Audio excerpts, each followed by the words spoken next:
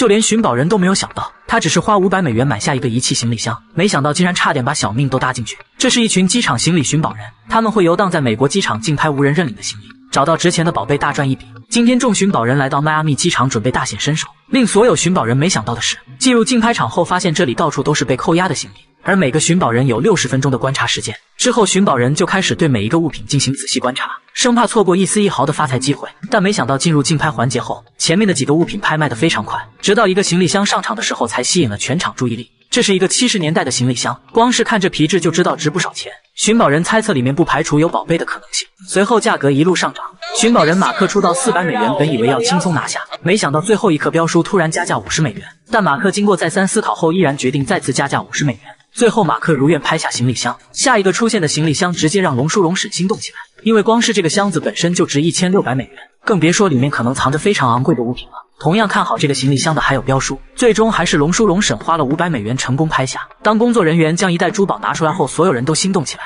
马克直接二话不说开始竞拍，最后花了800美元成功拍下。但下一个盲盒马克可就没这么幸运了，这次又是一个行李箱，50美元的起拍价标书直接出到400美元，标书也如愿以偿拍到了今天第一个物品。但当最后一袋珠宝开始竞拍的时候，在场所有人都沸腾起来，因为每个人都注意到了里面的劳力士手表，这对每个寻宝人都有致命的吸引力。200美元的起拍价很快就被马克涨到了500美元，但还没等马克坐稳，价格就来到了1000美元。就在马克以为成功拍下的时候，龙叔突然出价到1100美元。此时马克心凉了半截，没有勇气和龙叔竞争。最后龙叔以1350美元的价格成功拍下。兴奋的龙叔已经幻想着靠劳力士发财的场景。竞拍结束后就是紧张刺激的开盲盒时间。先看马克这边，由于自己管不住手，今天大包小包买了几十个，先打开这个非常大的行李箱，但却直接让马克再次心凉半截。上层是一双仿冒鞋，在里面又发现了一些巧克力，本以为塑料袋里能有些好货，没想到打开后只是一些发霉的食物。看来这次马克也是赔了底朝天，但不死心的马克决定把首饰拿到店里去碰碰运气。店主拿起一条金项链在石头上试了试，结果这竟然是14K 真黄金。店家把金项链放在秤上称重后，按照当时的金价可以卖735美元。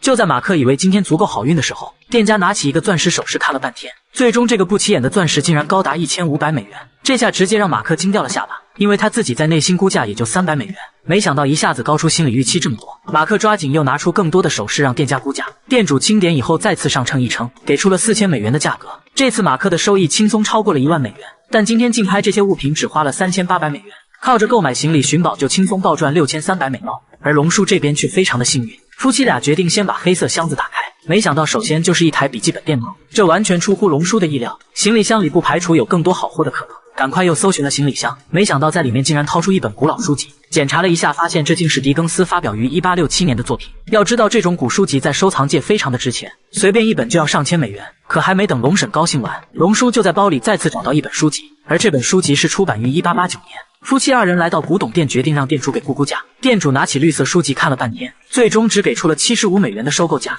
听到这里，夫妻俩一下子没了脾气，本以为今天要赔本的龙叔龙婶只能把棕色书籍也递给店长来碰碰运气，但当店长拿到棕色书籍后，却不断的夸赞，因为这本书当年印刷量非常少，作者只送给了周围的朋友，这本书是现存的孤本，并表示愿意出750美元收购。听到这里，夫妻俩心里乐开了花。要知道龙叔龙婶本次寻宝总共也就花了3000美元，最终夫妻俩凭借本次寻宝小赚了2800美元。划分两头，标叔这边可就惨了。首先要打开这个400美元买下的行李箱，标叔断定这个箱子的主人非富即贵，但当标叔打开后却傻了眼，只见里面全都是一些旧衣服。随手拿起一件貂皮大衣上手一摸，却大胆不妙，这只是一件来自中国的人造貂皮，根本值不了几个钱，并且箱子里其他的物品也都是一些廉价衣服。最终这个行李箱只收回了75美元。将一个花了750美元买下来的塑料袋打开后，里面全都是珠宝首饰，如果能找到黄金，那也能轻松回本。先是拿出一个银质戒指，标书估价100美元，一个山寨卡地亚手表估价150美元，一个来自义乌的蓝宝石戒指估价只有5美元。显然标书也上了中国小商品的当，这个袋子根本不值750美元。